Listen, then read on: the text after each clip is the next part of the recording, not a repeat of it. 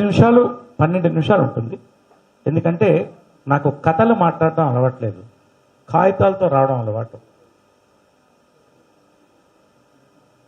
ఉన్న ఫ్యాక్ట్స్ మరొక్కసారి మీ ముందు చెప్పడానికి మాత్రమే ఈ ప్రెస్ మీట్.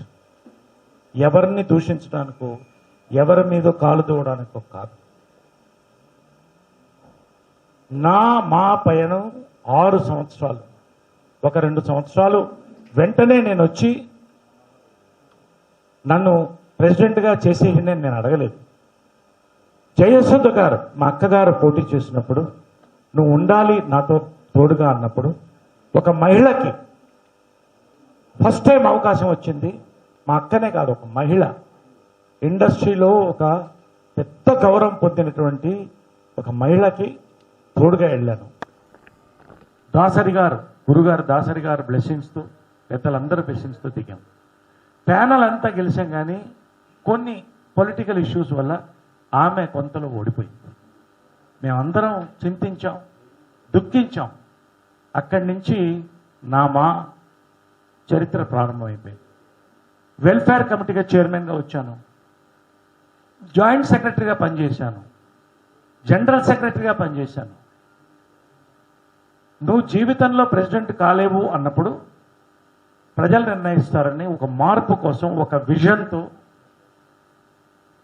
డివిజన్ ఉండకుండా ఉండాలని ప్రజాస్వామ్యబద్ధంగా హైయెస్ట్ మెజారిటీ 79 ఓట్స్, 76 or 79 ఓట్స్తో 400 పైన పోలైన ఓట్స్తో గెలిచినటువంటి కమిటీలో ఇది ఒక భాగం, ఒక మంచి ఉద్దేశంతో. తరువాత నరేష్ ఏంటని నేను చెప్పుకోకర్లే. నేను సినిమా బిడ్డని, నేను మా బిడ్డని. నేను సినీ పరిశ్రమకి ఎటువంటి సమస్య ఎప్పుడు వచ్చినా మా కుటుంబం ఎప్పుడు సినీ పరిశ్రమ కోసం, మా కోసం ఎప్పుడు ఉన్నది. కాబట్టి నరేష్ కలుపుకుపోలేదు, నరేష్ చేయలేదు అనేది ఎంతవరకు నిజం అనేది ఒకసారి అందరూ ప్రశ్నించుకోవాలి. అక్కడితో ఇది ఆపుతున్నాను. ఇప్పుడు ఈ పెట్టిన ప్రెస్ మీటు నేనెవరో, ఇది ఒక 50 కాపీలు తీసుకుంటాను. ఇది కూడా ఉంది కదా, వచ్చింది కదా, రైట్. లెటర్ వచ్చిందా? మాకు ఇచ్చింది, తెలుగులో నేను ఇచ్చింది, రైట్. కాబట్టి నేను నిన్న ఒక ప్రెస్ మీట్ జరిగింది. ప్రకాష్ రాజు గారు నాకు మంచి మిత్రుడు, అందరికిలానే, కొంతమంది మాకు ఎప్పుడో 3 నెలల క్రితం ఫోన్ చేసి నేను పోటీ చేయాలనుకున్నాను అనుకున్నప్పుడు చెప్పాను, చాలా టైం ఉంది, ఇంకా ఇన్సూరెన్స్ కరోనా టైంలో అందరికీ చేయాలి, ఇవన్నీ పనులు ఉన్నాయి. ఎలక్షన్ డిక్లేర్ చేసిన తర్వాత తప్పకుండా ఎవరైనా పోటీ చేస్తారు. ఏ తెలుగు సినిమా బైలాస్ బట్టి నేను మాట్లాడుతున్నాను. తెలుగు సినిమాలో నటించిన వాళ్ళు ఎవరైనా పోటీ చేయొచ్చు. అది నిర్ణయించేది ఓటర్స్. ఆయన చెప్పడం జరిగింది, తప్పకుండా ఎవరు వచ్చినా నేను స్వాగతిస్తామని చెప్పడం జరిగింది. సరే, ఈ మధ్య విష్ణు మంచు ఇండస్ట్రీ బిడ్డ, ఒక కుటుంబం కష్ట నష్టాలు చూడకుండా, లాభ నష్టాలు చూడకుండా సినిమాలు తీస్తూనే ఉన్నారు. వందల వేల మందికి అన్నం పెట్టిన కుటుంబం, ఒక యువత. నేను పోటీ చేయాలన్నటువంటి ఆలోచన ఆయనకు వచ్చినప్పుడు, ఆయన పోటీ చేయాలని తప్పకుండా ఎవరు వచ్చినా నాకు స్వాగతం అని నేను చెప్పాను. ఒకటి, నేను లాస్ట్ టైం గెలిచిన మరుక్షణం ఒకటి చెప్పాను, 6 సంవత్సరాలు నా పయనం, దయచేసి 2 సంవత్సరాలు తీసుకోవద్దు. జాయింట్ సెక్రటరీగా, జనరల్ సెక్రటరీగా, వెల్ఫేర్ కమిటీ చైర్మన్గా, ప్రెసిడెంట్గా నేను గెలిచిన ఫస్ట్ మాట చెప్పిందంటే నేను ఒక్కసారే పోటీ చేస్తాను, రెండోసారి చేయను. ఈ 4 సంవత్సరాలు నేను చేసినటువంటి పని జనరల్ సెక్రటరీగా అందరూ ఆమోదించినటువంటి పని, అవన్నీ నేను చెప్తాను.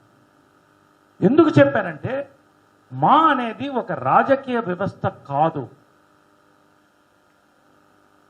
ఎంతోమంది పెద్దలు, కృష్ణ గారు, చిరంజీవి గారు, ఫౌండర్ ప్రెసిడెంట్ గారు, కృష్ణరాజు గారు, చిరంజీవి గారు, మోహన్ బాబు గారు, మురళీమోహన్ గారు, దాసరి నారాయణరావు గారు, ఇంకా ఎంతోమంది పెద్దలు మెట్టుగా ఇటుకగా హైదరాబాద్ వచ్చి సినిమా పరిశ్రమ సెటిల్ అయిన తర్వాత తెలుగు వాళ్ళకి, తెలుగు నటులకు గొడుగు ఉండాలి, అందరం కలిసి వాళ్ళకి సహకరించడానికి పెట్టినటువంటి సంస్థ ఇది. నేను బ్రీఫ్గా మీకు చెప్పేశాను, ఇప్పుడే చెప్తాను. కాబట్టి ఎవరు వచ్చినా మాకు సంతోషం. నిన్న అసలు ఇంకా ఇన్సూరెన్స్ పనులు జరుగుతున్నాయి. కరోనాలో ప్రాణాలకి అడ్డు పెట్టి మేము మా డబ్బులు మేము వేసుకుని ఇన్సూరెన్స్కి ఎంతవరకు చేయగలది ఇవన్నీ నేను చెప్తాను. చేస్తున్న సమయంలో నిన్న ప్రకాష్ రావు గారు ప్రెస్ మీట్ పెట్టారు. ప్రెస్ మీట్ పెట్టే అధికారం ఎవరికైనా ఉంది, నేను కాదంటలేదు, ఆయన ఏం నేను తప్పు పట్టట్లా, కొంతమంది వారితో ఉన్నారు. అందులో మా కమిటీ మెంబర్స్ కూడా కమిటీ ఫోర్స్లో ఉండగా అక్కడ ఉన్నారు. కొంత బాధ కలిగింది అందరికి కూడా, పెద్దలందరికీ కూడా, మాకు అందరికి. రెండోది, నాగబాబు గారు మంచి మిత్రులు, విత్ డ్యూ రెస్పెక్ట్, 4 ఏళ్లుగా మా మసక పారిపోయింది అన్న మాట బైలాస్ ప్రకారం కూడా తప్పు, ఎవరు అనకూడదు. మాలో ఒక ఫార్మర్ ప్రెసిడెంట్ ఉండి మాతో కలిసి ఉండి ఎన్నోసార్లు ఆయన కలుసుకున్నాను, చేస్తున్న పనులు చెప్పాను, లెటర్లు పంపించాను చిరంజీవి గారికి, అందరికి కూడా, మా కృష్ణరాజు గారికి, అందరికి పంపించాను లెటర్స్. అలా చెప్పడం అనేది మాకు కూడా షాక్ అయింది. ఒక్కసారి రివ్యూ చేసుకున్నాం. 2 సంవత్సరాల్లో కొంత అసమ్మతి ఉన్నప్పటికి కూడాను పెద్దలు అందరూ కలిపారు, కలిసి పనిచేయాలి, ప్రగతి వైపు నడవాలి, కాబట్టి మనం కలిసి నడుద్దాం అని ఒక నిర్ణయంతో వచ్చాం. కాబట్టి నిన్న కూర్చుని 3 అవర్స్ రివ్యూ చేసుకున్నాం. 2 ఇయర్స్లో ఏం పని జరిగింది, మా మసక పారిపోయిందా, ముందు అడుగే వస్తుందా, ఇది మేమందరం కూర్చుని నిన్న ఒక డాక్యుమెంట్, డైరీలో మేము పొందుపరిచింది, అందరూ సంతకాలు, జీవిత గారు నేను సంతకాలు పెట్టిన డాక్యుమెంట్ని మేము ఒక డాక్యుమెంట్ తయారు చేసాం, అది మీకు అందిస్తాం తర్వాత. అలా మాట్లాడడం అనేది ఒక సంస్థని కించపరచడం అనేది తప్పు. మీరు పోటీ చేయొచ్చు, ఎవరు కాదనలే, లోకల్ నాన్ లోకల్ మీరు అంటున్నారు, మేము అనలేదు, మేము అసలు అనం. లోకలా నాన్ లోకలా, ఎంత డిసిప్లిన్ ఉంది, ఎవరికి ఎంతమంది సహకరించారు, మాకు ఎంతకాలం ఎవరున్నారు, అసలు ఓటేయడానికి ఎప్పుడన్నా వచ్చారా, జనరల్ బాడీ ఎప్పుడన్నా ఒక 30 జనరల్ బాడీలో ఒక దానికి వచ్చారా, ఇవన్నీ వాడు నిర్ణయించుకోమన్నారు. నేనేం మాట్లాడలేదు, అందరు కలిసే పనిచేస్తాం. ఇప్పుడు కూడా ఎలక్షన్స్ యునానిమస్ కావాలని మేము కోరుకుంటున్నాం. కానీ ఇది ఫస్ట్ డాక్యుమెంట్ ప్రకాష్ రాజు గారు మా ఆఫీస్ పంపించారు. We are all aware that the term of the present elected మా committee for the period of 2019-21 has ended. ఎప్పుడు పంపించారంటే 9th April, Friday 9th April, చూసుకోండి మీరు ఎంత అడ్వాన్స్లో పంపించారు.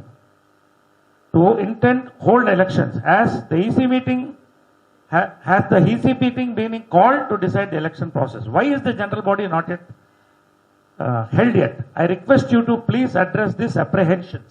భయపడుతున్నాం దానికి మా నుంచి లెటర్ వెళ్ళింది.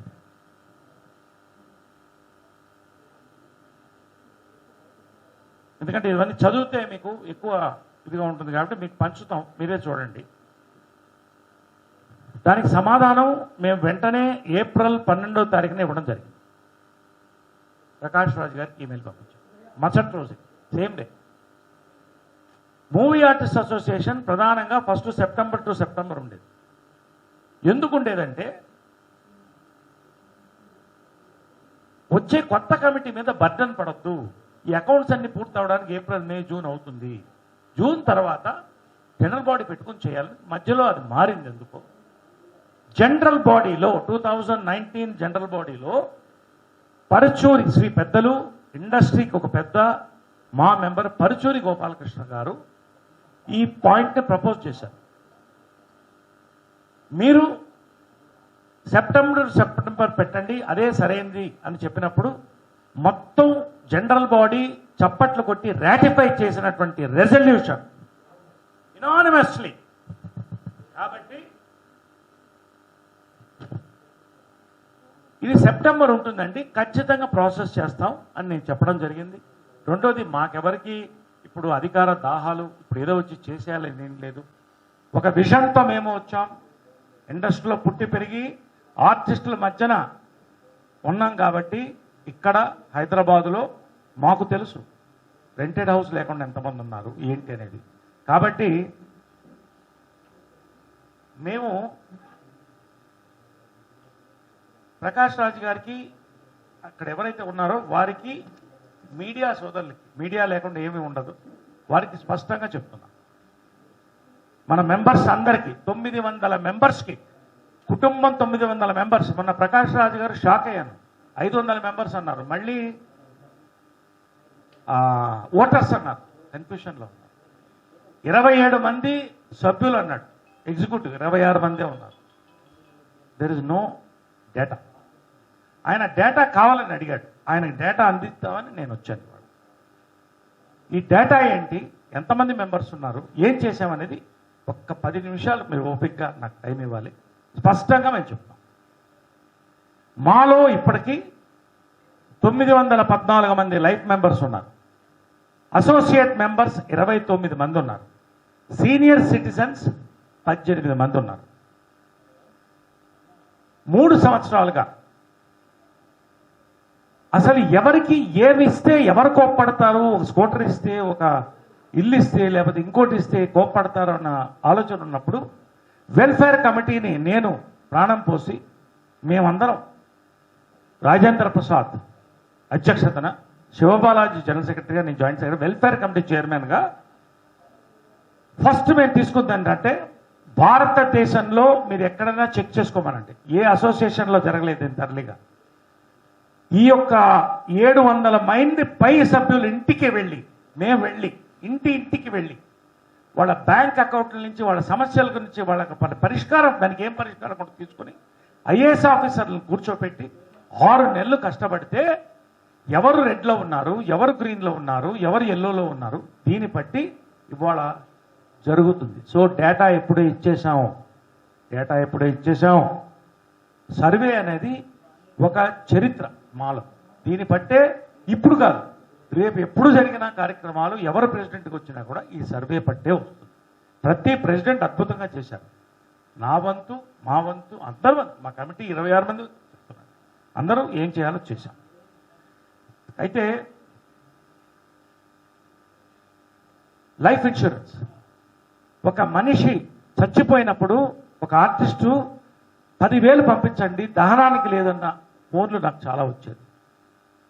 మేము వచ్చిన తర్వాత లైఫ్ ఇన్సూరెన్స్ ఫస్ట్ టైం 728 పీపుల్కి లైఫ్ ఇన్సూరెన్స్ చేశాం. 728 పీపుల్, నోట్ ఇట్. ఎందుకు మిగతా వాళ్ళకి కాలేదంటే వయసు మించిన వాళ్ళు అప్లై చేసుకునే వాళ్ళు తప్ప, ఇంటింటికి అడిగి 728 మందికి ప్రాణరక్షణ కల్పించాం. ఇది మా విషయంలో భాగం. అప్ టు 70 ఇయర్స్ అయితే ఎల్ఐసిని రిక్వెస్ట్ చేసి 78 ఇయర్స్ వరకు కూడా పెంచి పెద్దలకు కూడా, ఎందుకంటే వాళ్ళ కుటుంబాలు సఫర్ అవ్వకూడదని ఈ లైఫ్ ఇన్సూరెన్స్ చేశాం. ఇందులో ఈ కుటుంబాలు చాలామంది కూడా లైఫ్ ఇన్సూరెన్స్ని 3 లక్షల రూపాయలు లైఫ్ ఇన్సూరెన్స్ చనిపోయిన వ్యక్తి చనిపోయిన వెంటనే విత్-ఇన్ 48 అవర్స్, 24 అవర్స్ ముందు చెక్ రిలీజ్, తర్వాత మేము ఇన్సూరెన్స్ తీసుకున్నాం. గుండు హనుమంతరావు గారు ఫ్యామిలీకి చెందింది, దేవదాస్ కనకాల గారి ఫ్యామిలీకి చెందింది, వేణుమాధవ్ ఫ్యామిలీకి ఇది వెళ్ళింది, గీతాంజలి గారి ఫ్యామిలీకి వెళ్ళింది, జయప్రకాష్ రెడ్డి గారి ఫ్యామిలీకి వెళ్ళింది, నర్సింగ్ యాదవ్ ఫ్యామిలీకి వెళ్ళింది, రాళ్లపల్లి గారి ఫ్యామిలీకి వెళ్ళింది, టిఎన్ఆర్ ఫ్యామిలీకి వెళ్ళింది, ఇంకా చాలా మందికి వెళ్ళింది. 16 మందికి మేము 48 లక్షల రూపాయలు, అంటే దాదాపు 50 లక్షల రూపాయలు అత్యధిక క్లిష్ట పరిస్థితుల్లో వారికి మేము అందించాం. ఎందుకంటే ప్రాణరక్షణ, ఆర్టిస్ట్ చచ్చిపోయినప్పుడు సినిమాలు ఉండవు కాబట్టి వాళ్ళకి రక్షణ అనేది ఒక కవచం ఆ కుటుంబానికి, ఎందుకంటే వాళ్ళు అతన్ని ప్రోత్సహించారు కాబట్టి. Yes, next medical insurance. ఈ రోజుల్లో కరోనాలో చూస్తున్నారు, ఒక హాస్పిటల్కి వెళితే 10 లక్షల రూపాయలు, 20 లక్షల రూపాయలు ఎక్కడి నుంచి తీసుకొచ్చి పెడతాం, ఎవరి నుంచి ఇస్తాం? 314 మెంబర్స్కి అడిగిన వాళ్ళకి మా ఇన్సూరెన్స్ చేసింది. ఫస్ట్ టైం చరిత్రలో నేను చెప్తా. అంటే 314 సభ్యులంటే 617 ఫ్యామిలీ మెంబర్స్ మొత్తం కలిపితే 931 ప్రాణాలకి మేము మెడికల్ రక్షణ ఇచ్చాం. ఇది విజన్ కాదా? ఇది మా చరిత్రలో హిస్టరీ. అందరు ప్రెసిడెంట్లు వాళ్ళ వంతు వాళ్ళు చేసుకుంటూ వచ్చారు. మా చరిత్రలో చెప్పమనండి, ఇంతమందికి ఎప్పుడన్నా ఇన్సూరెన్స్ అయిందా చెప్పమనండి. ఎందుకంటే కరోనాలో ఫుడ్కి డబ్బులు లేకుండా పరిస్థితుల్లో ఇది ఇచ్చాం. తర్వాత 96 లక్షలకి ఈ మా మెంబర్స్ దీన్ని వాడుకున్నారు.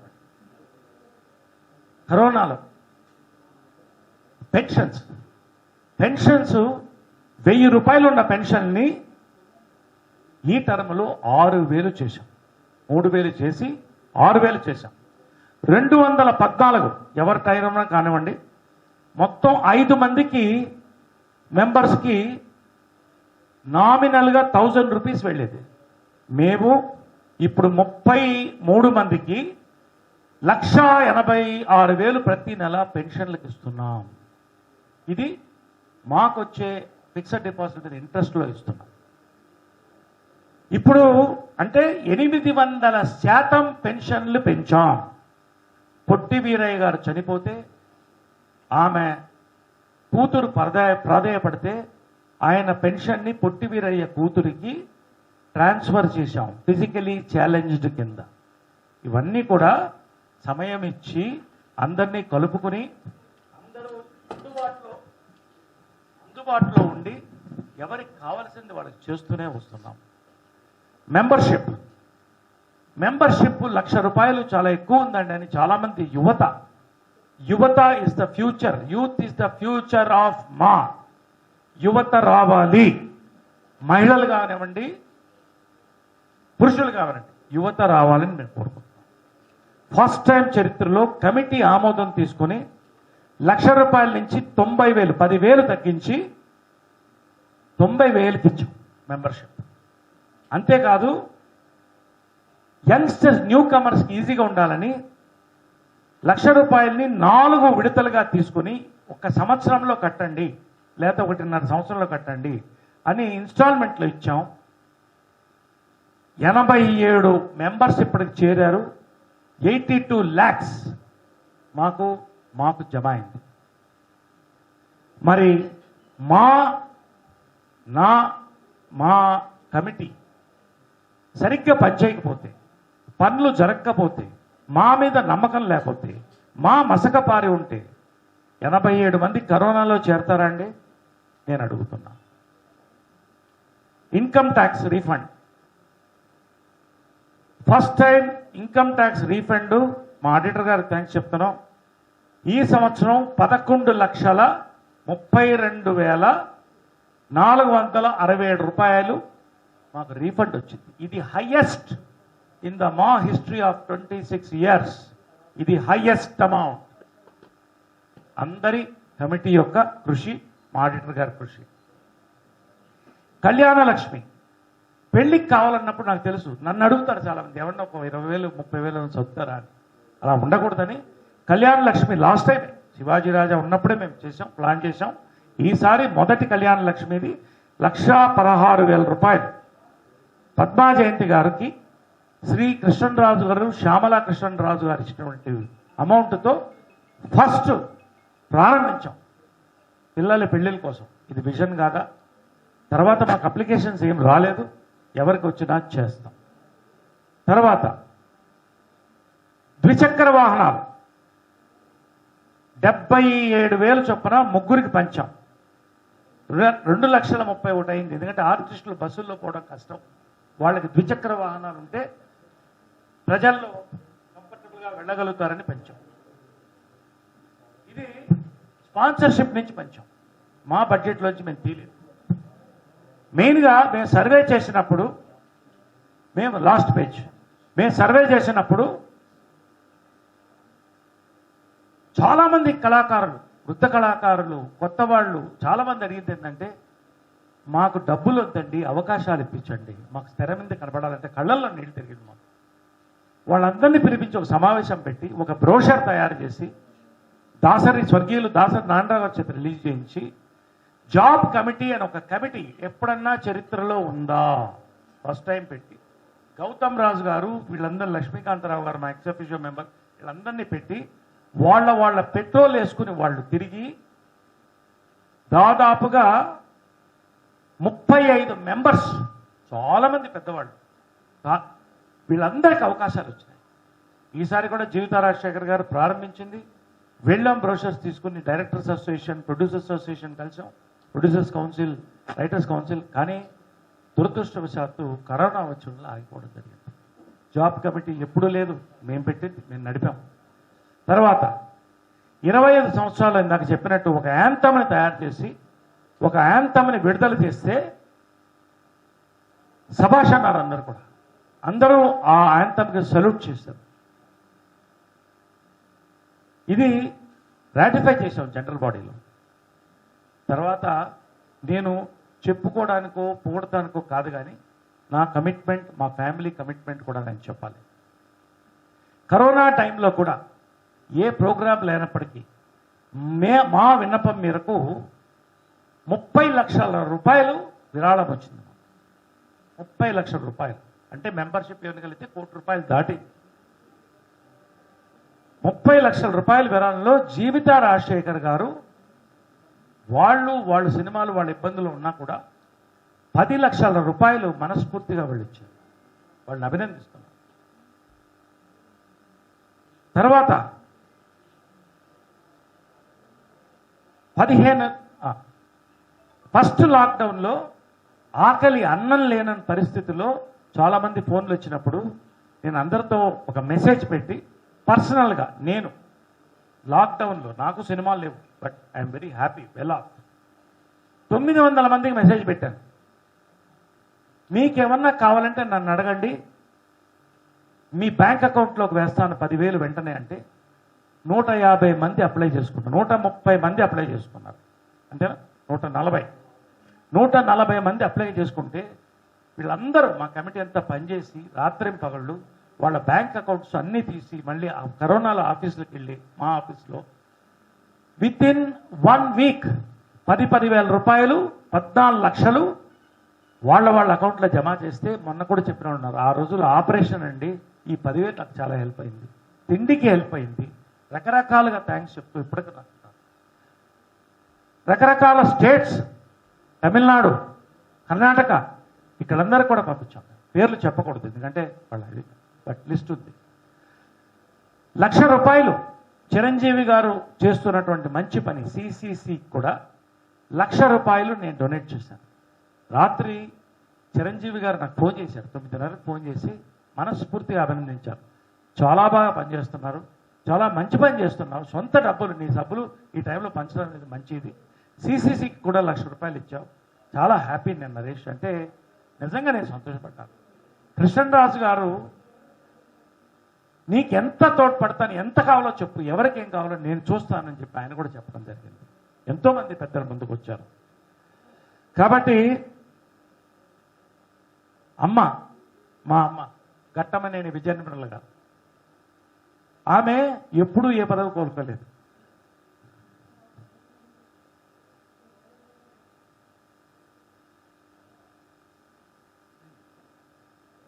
ప్రతి నెల 5వ తారీఖు సాయంకాలం నేను షూటింగ్లో ఉంటే ఫోన్ చేస్తుంది, మాకు 15,000 పంపించావా?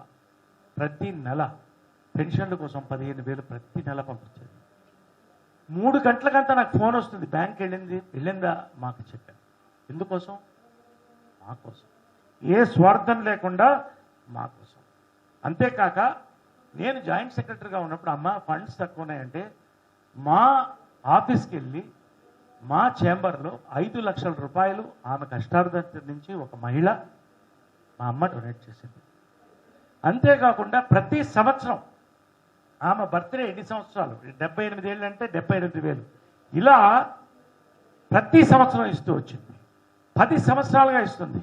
ఇప్పటికీ 30 లక్షల రూపాయలు ఆమె మా కోసం ఇచ్చింది. అంతేకాదు ఇప్పుడు నేను దాన్ని 20,000 రూపాయలు చేశాను. 20,000 రూపాయలు చేశాను దాన్ని. 20,000 ప్రతి నెల పంపిస్తున్నాను. ఈ 3 నెలలుగా ఇన్సూరెన్స్ కోసం ఆపి ఇన్సూరెన్స్కి దాన్ని జమ చేస్తున్నాను.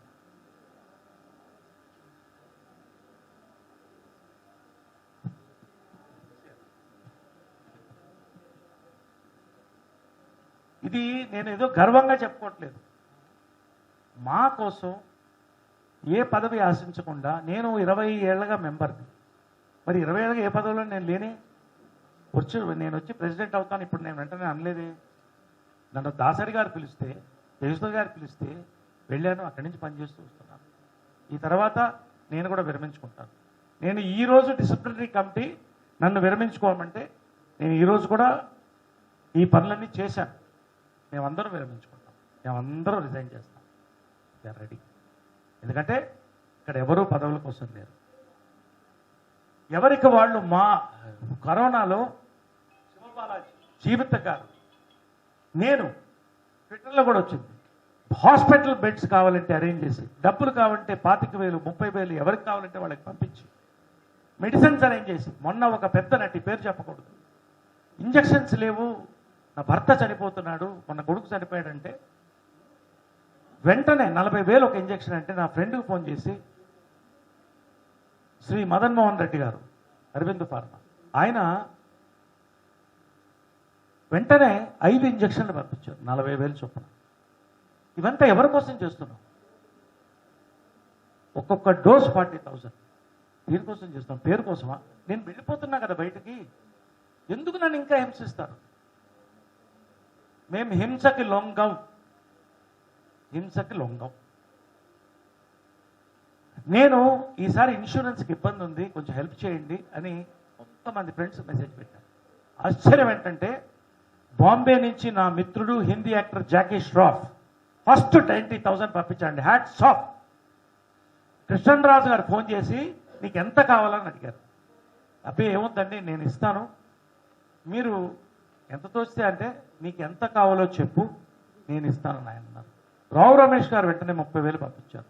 నా ఫ్రెండ్స్ చాలామంది, జిఎంఆర్ గారు, రవీందర్ రెడ్డి గారు, వెంకటేశ్వర రామారావు గారు, ఇట్లా ఇండస్ట్రీ సంబంధం లేని వాళ్ళు కూడా మా కోసం ఇస్తున్నానండి, ఇది మీకోసం ఇవ్వట్లేదు, మా కోసం ఇస్తున్నారు, నా ఫ్రెండ్స్ అందరు ఇచ్చారు. నేను ఈసారి 10 మందిని దత్తత తీసుకుంటున్నాను 3 లక్షల రూపాయలు ఇచ్చి. రైట్, ఇది నేను చేసిన పనులండి. నేను ఒకటే అడుగుతున్నాను, లాస్ట్ నా స్పీచ్ ఇవ్వలేదు, డేటా ఇచ్చాను. డేటా మీకు కూడా స్వహస్తాలతో నేను పంచుతాను. మేము ఇది కథలు చెప్పట్లేదు, విజన్తో వచ్చాం, డివిజన్ని కలుపుకుపోవాలనుకుంటున్నాం. ఎన్నికలు అనివార్యం కాకుండా డిసిప్లినరీ కమిటీ ఉంది, అందరం కలిసి చేయాలనే మా ప్రయత్నం. మహిళకి అవకాశం ఇస్తే బాగుంటుందని నేను డిసిప్లినరీ కమిటీ కూడా ప్రపోజ్ చేశాను. అందరికి ఎవరన్నా రావచ్చు, ఒక మహిళకు అవకాశం ఇవ్వాలి. ఒకసారి ఒక మహిళ ఓడిపోయింది, మహిళకు అవమానం జరిగింది, మనం ఇవ్వాలన్నా నేను కాదంటలే, ఇప్పటికి కూడా మహిళకి ఇద్దామన్నా నేను సిద్ధం. అందరం కలిసి ఒక దాటికి వద్దాం, చేద్దాం. ఎందుకు అంత తాపత్రయం? వాడ అందరం కలిస్తేనే కదమ్మా. కృష్ణరాజు గారు నిన్న మాట్లాడినప్పుడు నేను ఇలా ప్రెస్ మీట్ పెడుతున్నానండి అని చెప్పాను. అది ప్రెసిడెంట్గా నీ హక్కు, నువ్వు ఏం చెప్తే కరెక్ట్గా నీ రికార్డ్స్ వరకు చెప్పు, ఎందుకంటే కాంట్రవర్సీస్ వద్దని చెప్పడం జరిగింది. ఆయన వంతు ఆయన ఒకటి చెప్పన్నారు ప్రెస్కి, కృష్ణరాజు గారు, రెబల్ స్టార్ యువి కృష్ణరాజు గారు, డాక్టర్ కృష్ణరాజు గారు, మా ఒక దిగ్గజం, వందల ఏనుగలు ఇందులో ఉంది, సినీ పరిశ్రమ ఇందులో ఉంది, మాని డిస్టర్బ్ చేయడం, మాని కూల్చడం అనేది సాధ్యం కాదు ఎవరికి, అందరం కలిసే ఉంటామని చెప్పమన్నారు కృష్ణరాజు గారు. నేను మీకు చెప్తున్నాను మిత్రులారా, నేనేమి మీతో కథలు చెప్పలేదు, ఉన్నవి చెప్పాం. నిన్న ప్రకాష్ రాజు గారు డేటా అంటారు కాబట్టి డేటా అన్ని రెడీ చేసాం, మీకు ఇస్తున్నాం, వారికి పంపిస్తాం. విజన్ అన్నారు కదా, ఇంతకంటే విజన్ ఏముంటుంది? ఒకటి ఫైనల్గా చెప్తున్నా, బైలాస్లో ఏముందంటే, బైలాస్లో మీరు చెక్ చేసుకోవచ్చు, బైలాస్లో ఈ సంస్థ ఆర్టిస్టుల వెల్ఫేర్ కోసం పనిచేయాలని ఉంది కాబట్టి దానికి ప్రాధాన్యత ఇచ్చి ఇన్ని పనులు చేశాం. 2 సంవత్సరాల్లో 1 సంవత్సరం కరోనా అసమర్థి ఇవన్నీ దాటి అందరినీ కలుపుకోవాలని చేశాం. నా కోసం కాదు, వీళ్ళ కోసం కాదు, ఎవరి కోసం కాదు, అందరూ కలిసి ఉండాలని చేస్తున్నాం. కాబట్టి భవనం అనేది మా కార్యాలయమా, మా భవనమా? మాకి ఖచ్చితంగా 25 సంవత్సరాల్లో ఇంతమంది ప్రెసిడెంట్స్ వచ్చారు, జరగలేదు కదా. కానీ నేను ముఖ్యమంత్రి గారికి నేను వినతి పత్రం ఇవ్వడం జరిగింది. ఆయన గెలిచిన వెంటనే నేను వెళ్ళి కలుసుకోవడం జరిగింది. ఇప్పుడే ఈ లోపల కరోనా వచ్చింది, ఈ లోపల ఎలక్షన్స్ వచ్చింది. ఎందుకు రాదు భవనం? ఖచ్చితంగా వస్తుంది. మా భవనం చెయ్యాలి. మా భవనంలో ఎంతమంది కూర్చుంటారు? 10 మంది కూర్చుంటారు. వాళ్ళకి వసతులు ఇచ్చి కంఫర్టబుల్గా పనిచేయడానికి మా భవనం, అంతే కదా. భవనం అంటే ప్యాలెస్, కార్యాలయం అంటే ఆఫీస్. ఖచ్చితంగా మా భవనం మంచి ఒక కార్యాలయాన్ని చేయడానికి మేము కూడా తోడ్పడతాం. ఎవరు ముందుకు వచ్చినా తోడ్పడతాం, మేము చేస్తాం, మేమున్నాం, మా వంతు తోడ్పడతాం.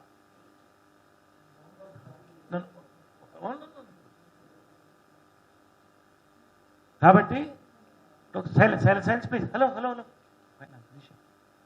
కాబట్టి నేను చెప్తుంది ఏంటంటే, ఫైనల్గా రండి, ఇప్పటికి కూడా చెప్తాం, కలిసి పనిచేస్తాం, డిసిప్లినరీ కమిటీని సంప్రదిస్తాం. ఒక క్యాండిడేట్ని పెట్టినప్పుడు, డిసిప్లినరీ కమిటీని మనమే పెట్టినప్పుడు అక్కడి నుంచి తీసుకొస్తాం క్యాండిడేట్, మంచి క్యాండిడేట్ని తీసుకొస్తాం అనుకున్నప్పుడు ఆల్రెడీ డిక్లరేషన్ అయిపోయింది ఒక ప్యానల్ కూడా. ఇంతవరకు ఇన్సూరెన్స్ పనులు కాలేదు, ఇప్పుడు మళ్ళీ ఇన్సూరెన్స్కి రెడీ చేసుకుంటాం, కొంత డబ్బులు పెట్టుకుని రెన్యువల్ చేయడానికి. ప్రాణాలు ఇక్కడ విలువెల్లాడుతున్నాయి, ఆరోగ్యం లపటప కొట్టుకుంటుంది. ఈ పరిస్థితిలో ప్యానల్ పెట్టడం, ఎగ్జిక్యూటివ్ అవ్వాలి, జనరల్ బాడీ అవ్వాలి, సెప్టెంబర్ వరకు టైం ఉంది. నేను క్లియర్గా మెసేజ్ పెట్టాను ఇక్కడ. అయిన తర్వాత నోటిఫికేషన్ ప్రెసిడెంట్గా నేను ఇవ్వాలి, ఎలక్షన్ నేను జరిపించి హ్యాండ్ ఓవర్ చేసి ఛార్జ్ ఇచ్చి వెళ్ళాలి. మరి అక్కడ ఒక ఫార్మర్ ప్రెసిడెంట్ ఉన్నాడు ఆ ప్యానల్లో నిలబడి. మరి అక్కడ కొంతమంది మా ఆఫీస్ బేరర్స్ ఉన్నారు. ఫోర్స్లో ఉన్న కమిటీ ఉంటే ఒక ప్యానల్కి వెళ్ళడం ఏంటి నాకు అర్థం కాదు. నేను క్వశ్చన్ చేస్తాను. జై మా, జై హింద్.